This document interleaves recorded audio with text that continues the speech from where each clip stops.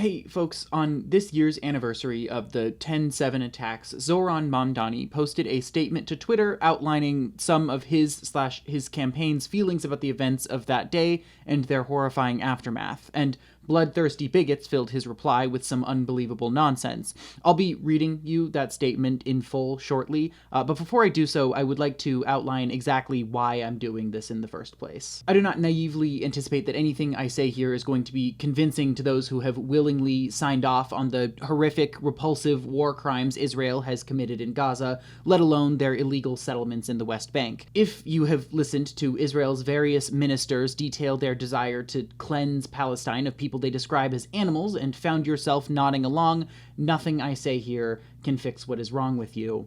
But even so, a lot of those people exist, and since my audience is primarily American, most of them are likely to be anti-Semitic Christians who see Israel as nothing more than a stepping stone to fulfilling their religious prophecies. But regardless of their reasons, they're loud.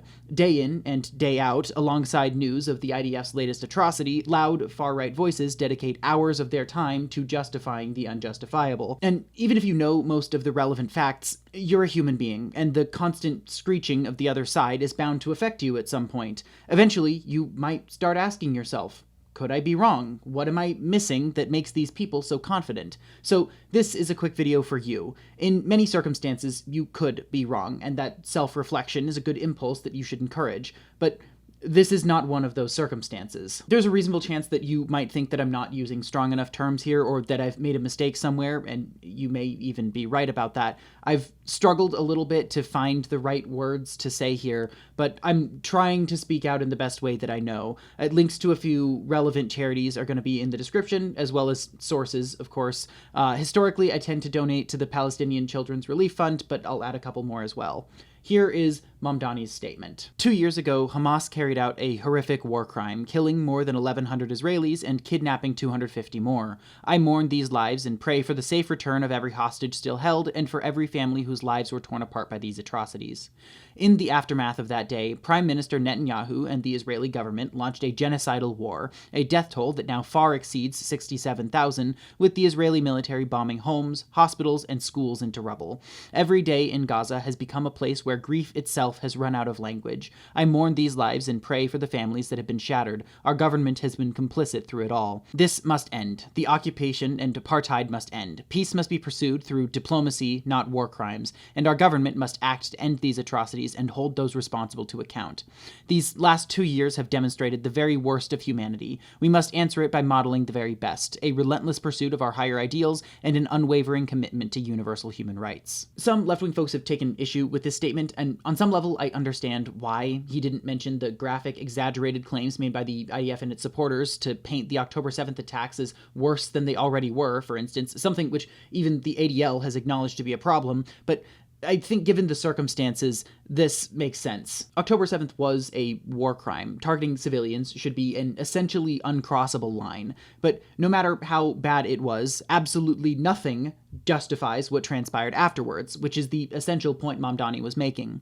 Unless it's directly relevant to your discussion, you really don't have to quibble about the specifics of what happened on 10/7 to make the actually important point that Israel should not be permitted to carry out the equivalent of 30 October 7ths per year. So all of that to say, I get why people are critical. I can understand why folks feel a little bit betrayed, but I think Mamdani probably made the right choice here.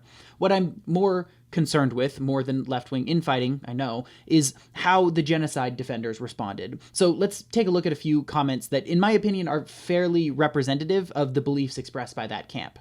For a softball, let's look at these guys. You can't even condemn October 7th without condemning Israel as well. Do you also condemn Hamas whenever you condemn Israel? No. Thanks, Zoran, mate, for marking October 7th by including one sentence about how murdering and raping Jews is bad before immediately pivoting to attacking Israel. Expertly done. Nowhere in this long statement do I see a call for Hamas to release the hostages and surrender. The problem here, I think, is quite obvious. This is an obscene false equivalency. Hamas is a terrorist organization, not a world power. If I wanted to, I could go to the store right now and purchase Israeli products. I don't want to do that, but you get my point. By contrast, it is illegal for me or any other American to engage in commerce with Hamas. My tax dollars go directly to funding the Israeli war effort, well, the only way my tax dollars are going to go to Hamas is if Bibi decides they're not enough of a threat anymore and decides to funnel them weapons to keep the perpetual war going. If Hamas were a powerful global player, things might be different, but they aren't. Hamas isn't the source of the problem, it is a symptom. The problem is the West, its unconditional support for Israel, and supremacist ideology. Ridwan and Co.'s complaints are complete nonsense. A similar offshoot of this deflection that I also see often is as follows. Hamas did something, ...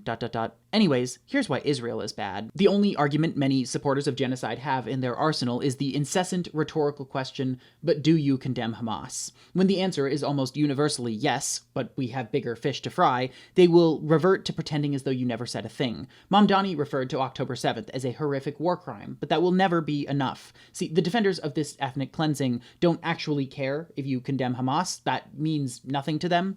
What they want is for you to support committing atrocities in service of stopping them. If you don't support that, you are an enemy by default. In saying this, I still fully encourage maintaining your principled stance that the targeting of civilians is wrong, always, full stop. Just because bigots have no morals does not mean that you shouldn't either. Has New York forgotten its history? I can give you 2,296 reasons not to elect a radical Muslim as NYC mayor. Islam is not compatible with Western society. I think you are just another anti-Semitic Muslim scum. Comments such as these are also important to remember. Many will correctly tell you that anti-Semitism is on the rise. This is something I've pointed out numerous times on this channel, since the beginning, in fact. Fascists like Stephen Crowder, Candace Owens, Kanye West, Donald Trump, Elon Musk, and their various associates are deeply vile and anti-Semitic people who have gained political capital over the last few years. So in that video, I talked about how I think a lot of the anti-trans rhetoric is kind of a veil for anti-Semitism. But he's not wrong about everything. Look, is there a conversation to be had about secular humanists with Jewish last names in Hollywood exploiting people in positions of, the performance arts talent? Yeah. And by the way, that happens in the conservative movement too. Behind the scenes. Yeah. People sign contracts where they don't know what they're signing. Yeah, it's true. Is there a disproportionate number of people with Jewish last names in higher banking? That's an argument that can be made. As you can see when you go to the comment section, the first 20 comments that show up are Holocaust deniers or people who say, I'm not a denier, I just question it. As you continue to scroll past them, the trend remains the same with the occasional Prager fan actually peppered in there. By getting a Chrome extension, I got the opportunity to see what the ratio looked like on this video, and holy shit. 505 likes to 2.7 thousand dislikes. 2.7 thousand people in Prager's audience, in a conservative audience, disliked the video that said Holocaust denial was evil. You'll note, however, that these people and their allies are often not the target of the pro-Israel camp's ire. The reason for this, I think, is quite clear. Many of the people making this charge of anti-Semitism are themselves white Christians who support anti-Semites and view the allegation as little more than an easy smear.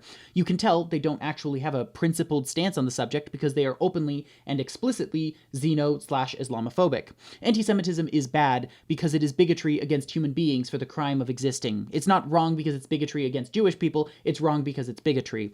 Anyone who is willing to spend time complaining about anti-Semitism before immediately spouting racist conspiracy theories about a guy simply for his skin color is not a devoted human rights activist. They are an opportunist and a scumbag. Missing from this charlatan statement is Hamas using its own women, children, schools, hospitals as human shields, all while launching missiles feet away from them. The human shields argument has been complete nonsense from the beginning. If your enemy is hiding behind civilians, you do not get to simply kill the civilians. That's not how this shit works. But even further than that, Israel does the exact same thing. Numerous Palestinian former hostages and Israeli soldiers have reported that the Israeli military consistently and systemically uses Palestinian people as human shields to clear out buildings, literally forcing a civilian to walk through a door and draw potential gunfire for them. This, of course, is a practice they've been allegedly carrying out for decades. Every accusation is a confession. You can't equivocate the October 7th massacre to the response that followed. Hamas launched a genocidal attack. They are responsible for the aftermath. The war could have ended in days had the hostages been released and Hamas surrendered. Every death is solely on them. Here's a piece of genocide propaganda that a lot of people have fallen for. First, to get the obvious out of the way, this did not start with October 7th. Hamas did not simply spawn into the world. Second, Israel has conducted such wanton violence that it has killed several of its own hostages, notably 3 of whom who were waving a white flag while wearing civilian clothes.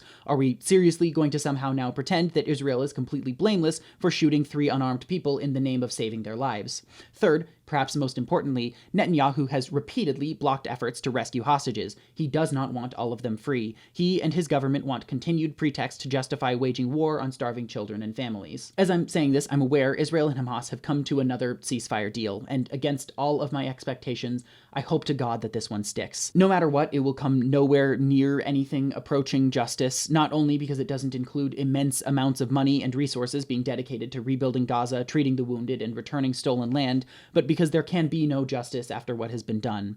But even so, I desperately hope that this succeeds and gives the starving and the terrified a chance to breathe and be fed. It's not going to be long before everyone was against this from the beginning, but those who were know that that is not only completely false. The defenders of these crimes against humanity were willingly ignorant at best, and in many cases open liars.